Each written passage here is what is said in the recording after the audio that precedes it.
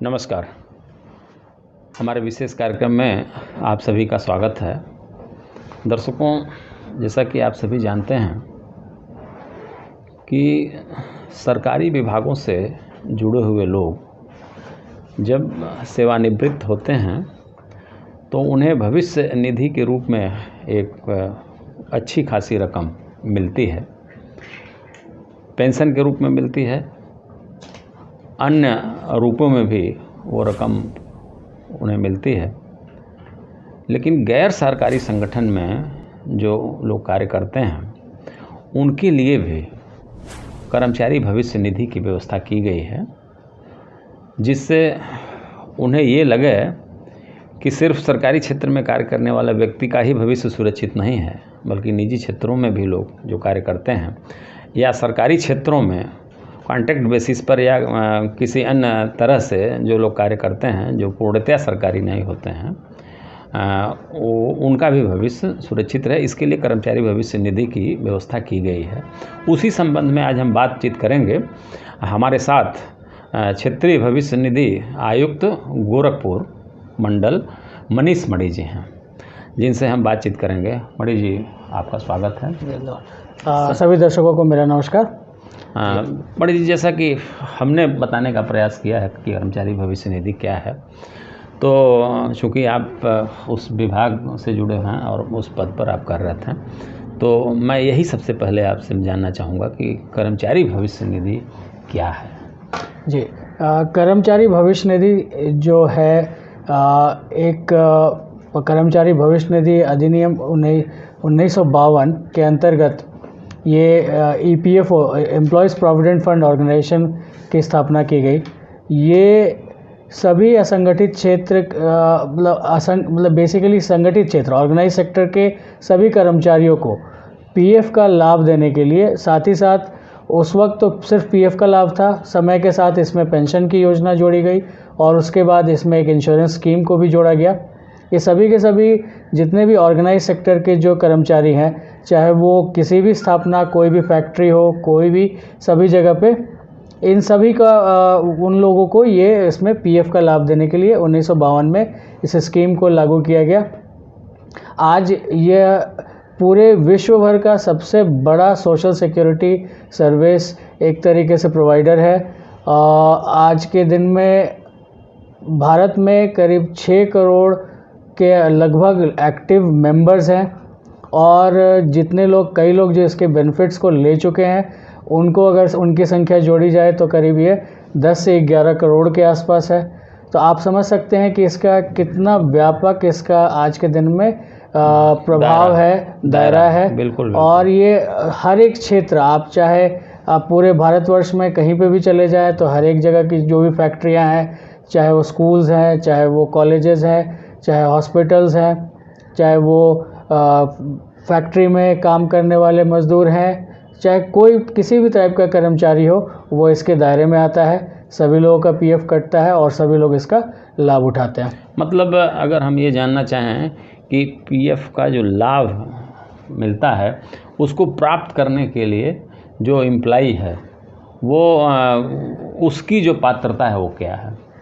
देखिए, इसमें ऐसा है कि एक एम्प्लॉय एक स्थापना जहाँ पे भी 20 कर्मचारी काम करते हैं, उसके ऊपर यह स्वतः लागू हो जाता है।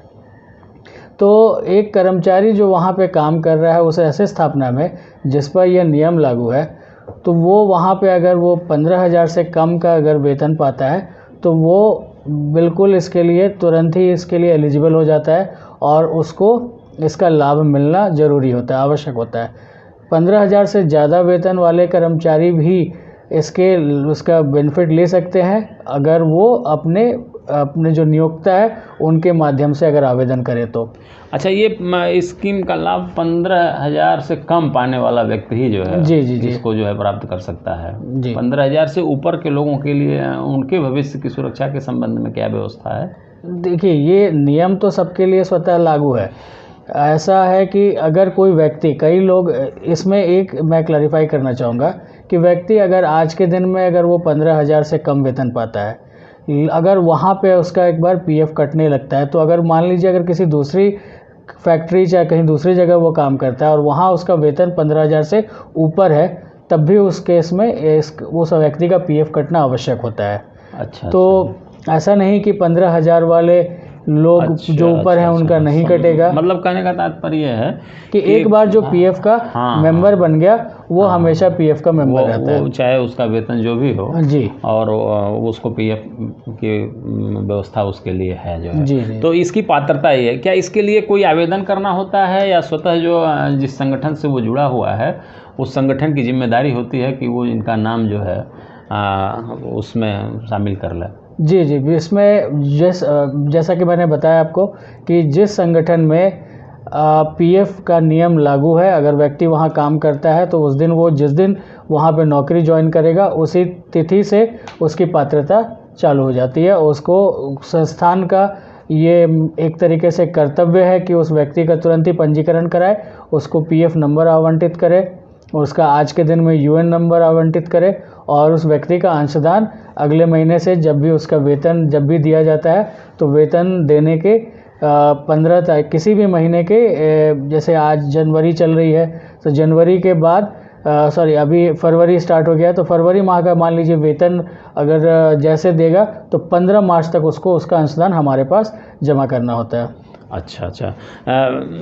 जो पीएफ की बात हम लोग कर रहे हैं, इसमें अगर कोई संगठन जो क्राइटेरिया बनाई गई है कि 15-20 एम्प्लॉय, अगर 20 जहाँ कर्मचारी काम कर रहे हैं वहाँ ये व्यवस्था लागू हो जाएगी, ऐसी स्थिति में जहाँ 20 से कम लोग हैं उनके लिए क्या व्यवस्था है? जी, उनके लिए भी है। इसमें हमारे जो नियम है उसमें एक वॉलंटरी पीएफ कवरेज की भी एक स्कीम है, जिसमें कोई ऐसे संस्थान जहाँ पे 20 से कम लोग काम करते हैं तो वहाँ के अगर मेजॉरिटी ऑफ एम्प्लॉयज़ अगर वो चाहते हैं कि उनका पीएफ कटना चाहिए तो वो एक मेजॉरिटी ऑफ एम्प्लॉयज़ एक रिक्वेस्ट अपने नियोक्ता के थ्रू हमारे पास अब आवेदन देके फिर वो कोड ले सकते हैं। आज के दिन में कोड लेना एक बहुत ही आसान प्रक्रिया हो गई है।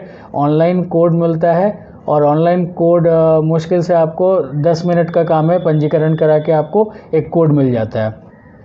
तो इवन वैसी संस्थाएं जहाँ पे 20 से कम लोग काम करते हैं वो लोग सेक्शन 14 होता है उसमें वो कवरेज ले सकते हैं और वो अपना पंजीकरण करा के अपना पीएफ कटवा सकते हैं, उनके लिए कोई रोक नहीं है।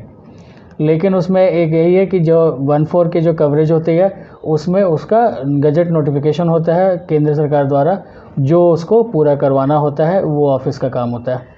अच्छा, पीएफ अगर कोई संगठन जो उस पात्रता की श्रेणी में आता है और वो कर्मचारियों को अपने वो सुविधा नहीं प्रदान करता है, ऐसी स्थिति में कर्मचारी का जो भविष्य है या जो भविष्य निधि उसे मिलती वो उसे नहीं मिल पाएगी, तो उनके लिए किस तरह से आप लोग वाच करते हैं कि कोई संगठन अपने कर्मचारियों के साथ इस तरह का कोई भेदभाव न करने पाए?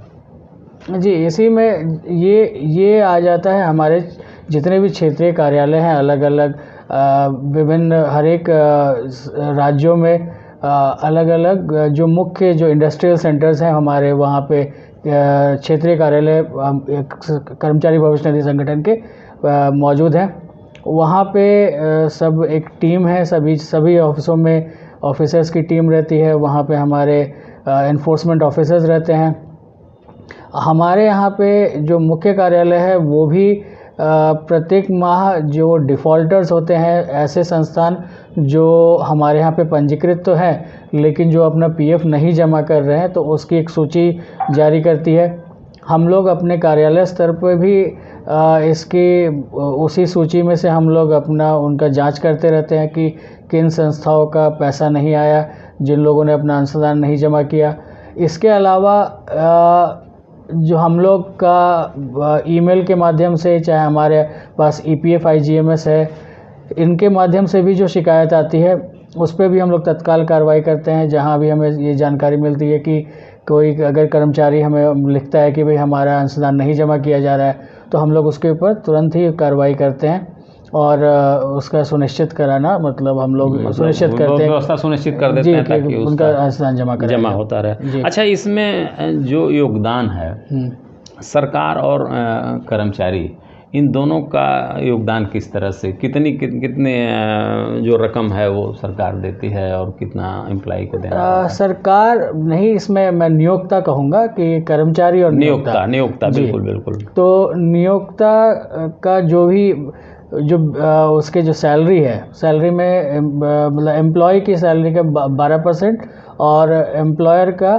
भी 12% है, लेकिन एम्प्लॉयर को एडिशनली उनको एडमिनिस्ट्रेटिव चार्जेस प्लस उनको इंश्योरेंस का जो एक राशि, जो इंश्योरेंस की राशि हम लोग देते हैं। इंश्योरेंस जब किसी कर्मचारी की मृत्यु हो जाती है सर्विस के दौरान तो उसके परिजनों को बीमा की राशि मिलती है, तो नियोक्ता की तरफ से इंश्योरेंस का भी अंशदान आता है। तो नियोक्ता का लगभग 13% हो जाता है और कर्मचारी का 12% होता है उसके सैलरी का। अच्छा, ये जो इंश्योरेंस की बात आपने बताया जी, तो किसी भी संस्थान में, किसी फैक्ट्री में अगर कोई व्यक्ति काम करता है और वो पीएफ उसका जमा हो रहा है तो उसका बीमा भी होता है जी, और ये जिम्मेदारी उस संस्थान की ही होती है जी, जी, जी। कि वह बीमा का अंश जो है वो भी आपके यहाँ जमा करे। तो अगर कोई दुर्घटना होती है जिसमें उसकी मृत्यु होती है तो उस दशा में क्या एक निश्चित राशि है या जमा राशि के ऊपर क्या व्यवस्था है? जी, हमारे जो ये इंश्योरेंस स्कीम है वो बेसिकली उसका नाम ही है employee deposit linked insurance scheme. तो ये एक तरीके से उसकी जो जमा राशि है उसके ऊपर भी इसका कहीं ना कहीं उसकी राशि निर्धारित, उसका कहीं ना कहीं असर पड़ता है। साथ ही साथ उस व्यक्ति की जो पिछले 12 महीनों में जो उसका अंशदान आया है उसके अनुसार इसकी राशि को कैलकुलेट किया जाता है। आज के दिन में इसकी राशि जो मैक्सिमम जो बेनिफिट दिया जाता है वो 6 लाख रुपए है और न्यूनतम भी कुछ समय के लिए फिक्स किया गया था, लेकिन आज के दिन में ऐसी कोई न्यूनतम राशि नहीं है। अच्छा, ये अगर ये तो हो गई कि मृत्यु की दशा में अगर कोई व्यक्ति जो है तो 6 लाख रुपए तक का उसका जो है बनता है हक, लेकिन दुर्घटना की अवस्था में यदि वो घायल होता है तो क्या ऐसी स्थिति में भी बीमा राशियाँ उन्हें प्रदान की जाती हैं? नहीं, इसमें ये एक्चुअली ये जो बीमा राशि है ये ज़रूरी नहीं कि आपको काम करने के ही क्रम में हो। अगर कोई व्यक्ति का अंशदान वो हमारा मेंबर हो और उसकी मृत्यु कहीं पे भी हो जाती है तब ये राशि दी जाती है।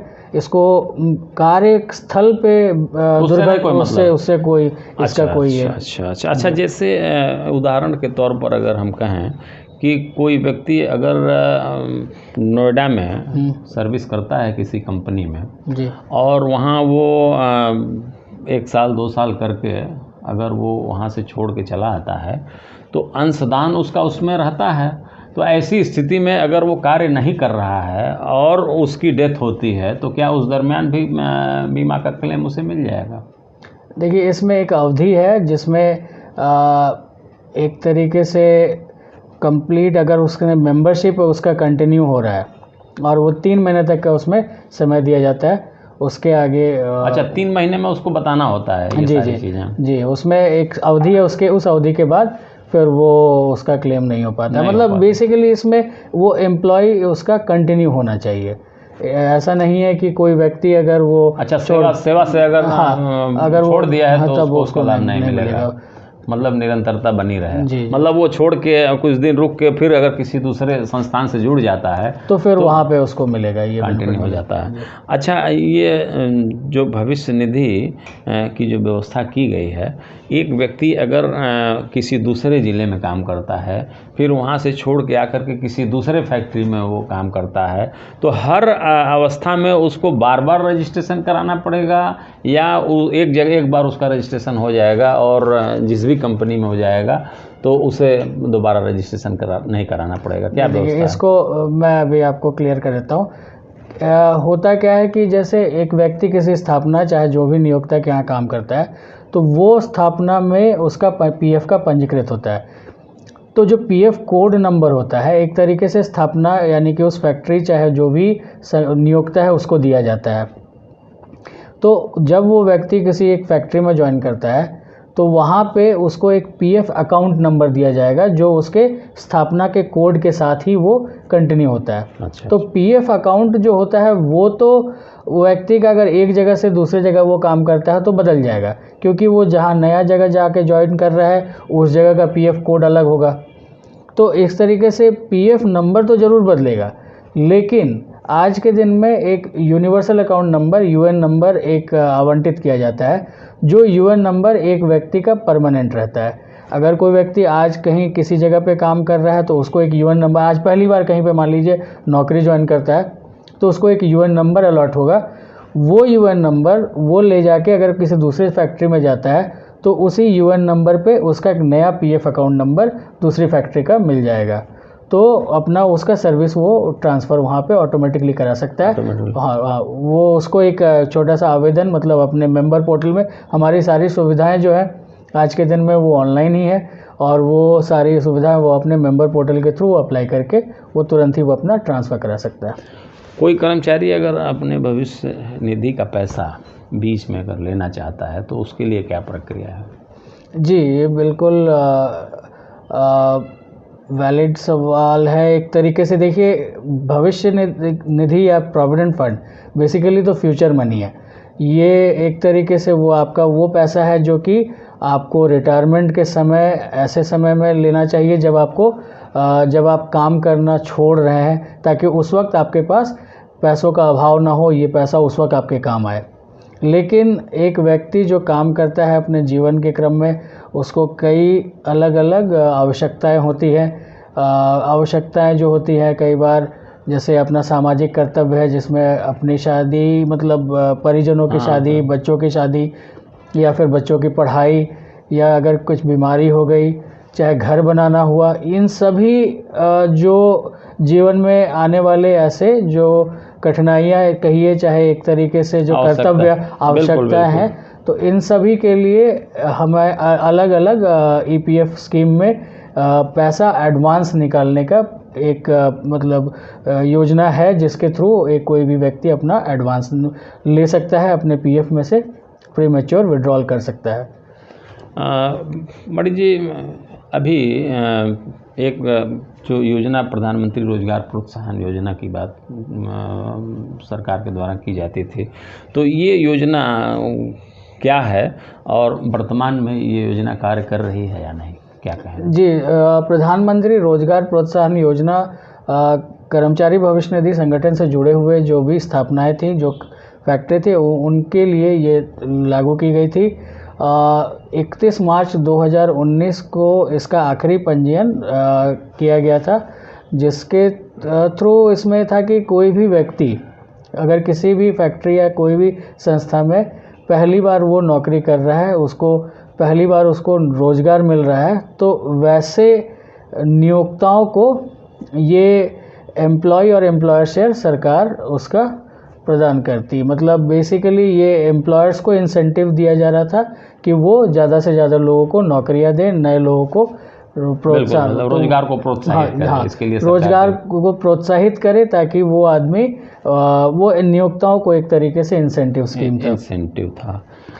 आज के दिन में इसका एक तरीके से कोविड सिचुएशन को देखते हुए इसका एक थोड़ा स्वरूप बेसिकली कहिए तो एक नए रूप में है। आज इसको आत्मनिर्भर भारत रोजगार योजना है, जिसमें यही बिल्कुल यही मेरा सवाल भी था कि आत्मनिर्भर भारत योजना की जो बात कही गई, जी, ये कोविड के दौरान ये बात आई जो है, तो कर्मचारी भविष्य निधि के क्षेत्र में जो आत्मनिर्भर भारत की संकल्पना की गई वो क्या है, उसके बारे में जरा बताइए। जी, इसी में केंद्र सरकार की ओर से आत्मनिर्भर भारत जो बेसिकली कोविड स्टिमुलस पैकेज है, उसके अंतर्गत कर्मचारी भविष्य निधि संगठन के जो स्थापनाएं हैं, चाहे जो फैक्ट्री, उनको एक बेनिफिट दिया जा रहा है उनके एम्प्लॉयर्स को, कि अगर आज के दिन में अगर वो नए रोजगार सृजन कर रहे हैं, नए लोगों को अपॉर्चुनिटीज़ दे रहे हैं, तो उनको वैसी फैक्ट्रियां जहां पे 1000 से ज़्यादा लोग हैं, वहां पे सिर्फ एम्प्लॉय का जो शेयर है वो केंद्र सरकार देगी, और जहां 1000 से कम लोग अभी आज के दिन में कार्यरत हैं, तो वहां पे अगर वो रोज़गार दे रहे हैं तो वहां पे एम्प्लॉय और एम्प्लॉयर शेयर, यानी कि जो नियोक्ता और कर्मचारी दोनों का अंशदान केंद्र सरकार देगी। इसके लिए आप 3 साल तक, ये 2 साल तक देगी, और ये इसका जो टोटल जो बजट एलोकेशन है वो ऑलमोस्ट आपका 21,000 करोड़ रुपए का इसका बजट एलोकेशन किया। तो इसका मतलब इसके दायरे में वर्तमान में सारी फैक्ट्रियां होंगी? जी, जितने भी जो भी कर्मचारी भविष्य निधि संगठन से जुड़े हुए जितने भी संस्थान है, ये सबको इसका लाभ, भारत पैकेज का हाँ, इसका लाभ ले सकते हैं। अगर आज के दिन में वो नए लोगों को रोजगार पर रखते हैं तो उन सभी लोगों को, वो वैसे लोगों का वो बेनिफिट उठा सकते हैं जी। गोरखपुर जो क्षेत्र है, गोरखपुर में औद्योगिक विकास प्राधिकरण गीड़ा का क्षेत्र है, तो यहाँ तमाम सारी जो है औद्योगिक इकाइयाँ लगी हुई हैं। इन औद्योगिक इकाइयों के जो कर्मचारी हैं, जो उसमें कार्य करने वाले लोग हैं, उनका भविष्य सुरक्षित हो, इसके लिए आपके स्तर से किस तरह की निगरानी की जाती है? देखिए, गोरखपुर जो क्षेत्र है उसमें गीड़ा हो गया, चाहे हमारे यहाँ पे जो इंडस्ट्रियल एरिया पुराना है गोरखनाथ क्षेत्र में, इन सभी के जो सभी स्थापनाएं हैं हमारे यहाँ पे सभी पंजीकृत है, सभी का कोड यहाँ आवंटित है, काफ़ी पहले से है। और वो सभी फैक्ट्रियाँ अपने कर्मचारियों का नियमित रूप से अंशदान जमा करती हैं। और इसके अलावा हमें अगर कोई छोटी स्थापना हो, चाहे छोटा सा कोई इस्टेब्लिशमेंट हो, जहाँ पे अगर हमें ऐसी शिकायतें आती हैं तो हम लोग उसके ऊपर तत्काल जांच करके फिर हम लोग ये सुनिश्चित करते हैं कि उनका पैसा कर्मचारियों का जमा हो जाए। मणि जी, जो तमाम सारे विद्यालय कार्य कर रहे हैं गाँव में, शहरों में, तो विद्यालय में जो अध्यापक उसमें अपना अध्यापन कार्य करते हैं, बाकी और एम्प्लॉय उसमें होते हैं, तो इन लोगों को भी भविष्य निधि का लाभ मिलना चाहिए। जी, बिल्कुल बिल्कुल। तो ऐसी स्थिति में अगर कोई ऐसा विद्यालय है जो इनको लाभ नहीं प्रदान करता है, तो इसके लिए क्या व्यवस्था आपने किया है, किस तरह से इनकी निगरानी आप करते हैं? देखिए, जैसा मैंने कहा कि कोई भी ऐसी स्थापना जहां 20 से ज़्यादा लोग कार्यरत है तो वहां पे ये नियम स्वतः लागू हो जाता है। तो ऐसे उस केस में नियोक्ताओं का ही ये एक तरीके से उनकी जिम्मेदारी होती है कि जिस दिन उनके यहाँ पे 20 से ज़्यादा लोग अगर कार्यरत हैं तो वो अपना पंजीकृत तुरंत ही करा के अपने कर्मचारियों का अंशदान हमारे पास जमा करना स्टार्ट करें। और हम लोग भी समय समय पर इसकी जांच करते रहते हैं। हमारे जो प्रवर्तन अधिकारी हैं वो अपने क्षेत्रों में इसकी जानकारी वो इकट्ठा कराते रहते हैं कि भाई कहाँ पे कोई स्थापना है, कोई ऐसी फैक्ट्री। इसके अलावा हमें और भी जहाँ जिस माध्यम से कभी कर्मचारी खुद ही सूचित करते हैं कि उनके यहाँ पे इतने सारे लोग कार्यरत हैं लेकिन उनका पीएफ नहीं जमा कराया जा रहा है, तो वैसे केस में भी हम लोग कार्रवाई करते हैं। तो ये एक तरीके से कई इसके एस्पेक्ट्स हैं जिसके थ्रू हम लोग इसके ऊपर सुनिश्चित करते हैं कि कोई छूटा ना रहे, और जहाँ पे भी जो लोग योग्य हैं, जो पात्र हैं इसके, उनको इसका बेनिफिट ज़रूर मिलता रहे।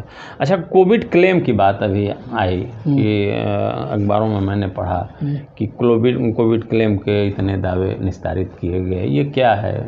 ये जैसा कि मैंने आपको बताया कि पीएफ में से कोई भी व्यक्ति अलग अलग नियम के अनुसार जो भी अलग अलग एडवांस ले सकता है। तो इसमें मोस्टली आपके एडवांस जो है शादी के लिए, घर बनाने के लिए, इलनेस के लिए। कोविड एडवांस एक अलग कैटेगरी बनाई गई थी। उस वक्त लोगों की मजबूरी को, जब लॉकडाउन पीरियड चल रहा था, उस वक्त देखा गया कि कई जगह पे लोग अचानक से फैक्ट्रियां बंद हो गई, लोगों को ये दिक्कतें आ रही थी। तो उस वक्त ये एक स्कीम बनाई गई तुरंत ही ईपीएफओ द्वारा, जिसमें कि कोई भी व्यक्ति जिसका मतलब बेसिक का 75% वो 3 महीने का बेसिकली वो अपना जो बेसिक सैलरी है उसको विड्रॉ कर सकता था एज ए रिलीफ के रूप में। अच्छा। तो ये एक एडवांस स्कीम थी जो ठीक है, आज भी इसको इनफैक्ट हम लोग अभी पेमेंट कर रहे हैं। और जहाँ तक मुझे लगता है कि जनवरी तक ऑलमोस्ट इसके 60 लाख दावे निपटारा किया गया था पूरे देश भर में। पूरे देश भर में। मतलब इसमें जो एम्प्लॉई अपना जो भविष्य निधि का जो पैसा निकाला था जी, वो पैसा उसकी भरपाई सरकार कर रही है। सरकार उस रकम को नहीं, ये कोविड एडवांस तो लोग अपने पीएफ के अंशदान में से निकाल रहे थे। अच्छा अच्छा जी जी, इसमें ये जस्ट लाइक एक कैटेगरी बना दी गई आपका। मैंने बताया कि जैसे लोग अपना एडवांस पीएफ में से ले सकते हैं घर बनाने के लिए, चाहे बच्चों की शादी के लिए, चाहे एजुकेशन पर्पस के लिए, तो उसी तरीके से ये एक कोविड एडवांस बनाया गया कि भाई अगर आपके फैक्ट्री बंद है, आपको सैलरी नहीं मिल रही है, तो आपके ज़रूरत के लिए ये एक कोविड एडवांस की कैटेगरी बनाए गए थे जी। प्रत्येक कर्मचारी को इसकी सुविधा मिले जी। कोई भी व्यक्ति अगर रोजगार की तलाश में जाता है शहरों की तरफ या कहीं भी, तो उसे ये जानकारी होनी चाहिए कि हमें ये सुविधा मिलती है, हमें ये सुविधा मिलनी चाहिए। ऐसी स्थिति में कोई एक व्यक्ति अगर जानकारी प्राप्त करना चाहता है तो उसको क्या करना होगा? क्या पीएफ से संबंधित? हाँ, अगर कोई व्यक्ति कोई कर्मचारी के रूप में किसी संगठन से जुड़ता है और उसे ये जानकारी प्राप्त करनी है कि भविष्य निधि का लाभ हम कैसे प्राप्त करेंगे, तो वो किससे संपर्क करेगा? अपने एम्प्लॉयर से संपर्क करके जानकारी प्राप्त करेगा या आपके भी माध्यम से वो जानकारी प्राप्त कर सकता है? बिल्कुल, ये देखिए दोनों ही है। एक पीएफ से संबंधित कई बार अगर होता है तो जो फैक्ट्री में ही कई बार वहाँ के एचआर पर्सनल्स होते हैं, वो लोग कई अपने एम्प्लॉयज़ को वो ट्रेनिंग देते हैं, वो जानकारी देते हैं। साथ ही साथ अगर कोई व्यक्ति आज के दिन में अगर किसी को जानकारी लेनी है तो वो हमारे कार्यालय से भी संपर्क करके जान सकता है। और आज का जो समाज है एक तरीके से आज देखिए तो हर कोई मतलब इनफैक्ट आप जो ये पब्लिश कर रहे हैं ये यूट्यूब पे करेंगे तो आज आप ये देखिए कि यूट्यूब पे भी सैकड़ों वीडियोस हैं जहाँ पे आप एक बार गूगल सर्च करेंगे तो आपको पीएफ से संबंधित कई तमाम सारी जानकारियाँ मिल जाएंगी। तो कई बार लोग जागरूक हैं, लोग खुद ही ये सब चीज़ अपना सर्च कर सकते हैं। हमारे वेबसाइट पे भी इसकी कंप्लीट इंफॉर्मेशन दी हुई है और वो कटौती की भी वो जानकारी हमारे वेबसाइट से लोग प्राप्त कर सकते हैं। ईपीएफ की जो वेबसाइट है www.epfindia.gov.in, इस पे वो जाके अपने जानकारी प्राप्त कर सकते हैं जी। गांव में तमाम ऐसे लोग कार्य करते हैं जो किसी संगठन से नहीं जुड़े होते हैं, लेकिन कार्य तो वो कर रहे होते हैं, तो क्या उनके लिए भी कोई व्यवस्था? चूँकि आपने पहले ही बता दिया कि 20 किसी संगठन से जुड़े हुए लोग जो 20 की संख्या में हैं, तो जैसे गांव में तमाम जैसे मनरेगा स्कीम के तहत लोग कार्य करते हैं और भी तमाम योजनाएं आती हैं सरकार की जो है, तो उसमें कार्य करने वाले लोग भी इसमें आच्छादित हो सकते हैं क्या? जी, इसमें हमारे ईपीएफओ में जैसे मैंने कहा कि ये संगठित क्षेत्र के लिए है, तो वैसे लोग जहाँ जिनका कोई नियोक्ता नहीं है उनके लिए तो ये स्कीम अभी इसमें ऐसा कोई प्रावधान इसमें कोई प्रावधान नहीं है।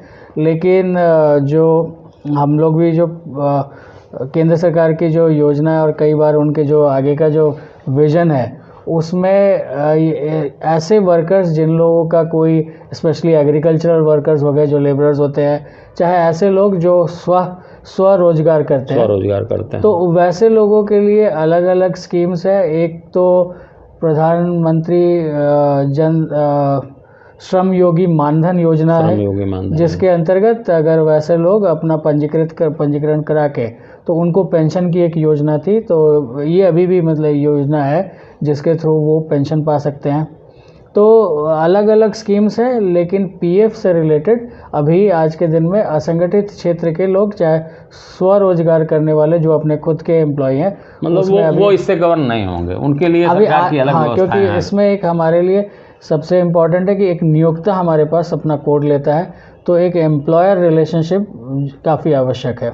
बिल्कुल बिल्कुल। बड़ी जी, आपने हमारे दर्शकों को बेहतर जानकारी दिया ताकि वो ये जान सकें, ये समझ सकें कि भविष्य निधि का लाभ वो कैसे प्राप्त कर पाएंगे और जानकारी भी उन्हें अगर लेनी है तो कहाँ से वो प्राप्त कर लेंगे। तो इन सारी चीज़ों के बारे में पूरी विधिवत जानकारी आपने दिया, इसके लिए आपको बहुत बहुत धन्यवाद। धन्यवाद। दर्शकों, जैसा कि आपने देखा कि मणि जी ने आपको बताया, तो सरकार की तमाम सारी योजनाएं हैं जिसके लिए विभाग बने हुए हैं और वो लगातार उन योजनाओं के क्रियान्वयन के लिए कार्य कर रहे हैं। ज़रूरत इस बात की है कि हम भी जागरूक हों और हम भी अपना हक जो सरकार हमारे लिए हमें दे रही है वो हम उसे प्राप्त करना। निश्चित रूप से इस कार्यक्रम से आपको लाभ होगा, आप जागरूक होंगे और उसका लाभ आपको ज़रूर मिलेगा। आपने कार्यक्रम को देखा, इसके लिए आपको बहुत बहुत धन्यवाद। फिर अगली बार किसी और इसी तरह के कार्यक्रम के साथ मुलाकात होगी, तब तक के लिए नमस्कार।